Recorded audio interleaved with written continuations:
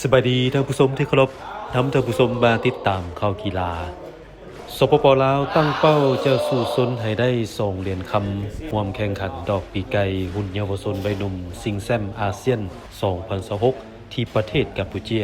ระหว่างวันที่15หาวันที่21สิงหาคมนี้การแข่งขันครั้งนี้สหพันธ์กีฬาดอกปีไก่แห่งชาติลาวจะส่งนักกีฬา12คนหญิง5คน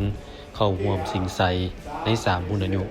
คือยู16ปี5คนยู19ปี4คนและยู23ปี3คน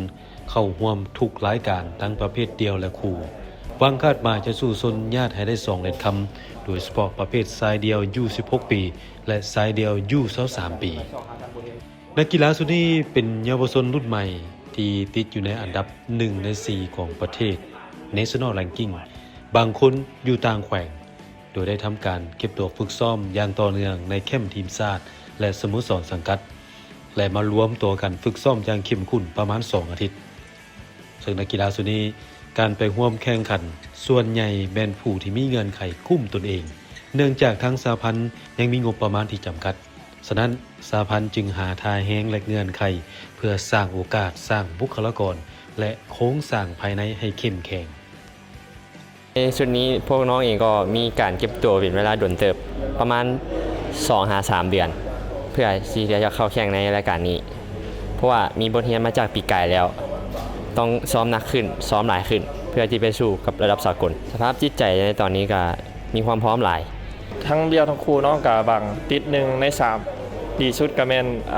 เหลี่ยมคำแต่ก็สิเฮ็ดให้เต็มที่ที่สุดรู้สึกดีใจแล้วก็เป็นเกียรติหลายอยากติด1ใน3แบบได้เหรียญกลับมาฝากให้ทุกคนติดตามผลงานของพวกเราเด้อก็เป็นอุปสรรคอย่างหนึ่งเพราะว่าตัวเขาน้อยแต่เขาก็พร้อมหลายที่จะต่อสู้กับเขาเจ้าเทื่อนี้ก็หวังอยากได้เหรียญกลับมาให้ไอ้น้องประชาชนลาวเฮาเธอทำอิดเลยที่ได้ไปแข่งอยู่ต่างประเทศมีความพร้อมหลายอยู่ย้อนว่าก็ซ้อมมาหลายคือกันเขาก็ซ้อมเกือบทุกมื้อเลยคิดว่าน่าจะเพียงพอแล้วเพิ่มกำลังบ่ให้เฮาเมื่อยไวอยากให้ผู้ที่เบิ่งหรือว่าติดตาม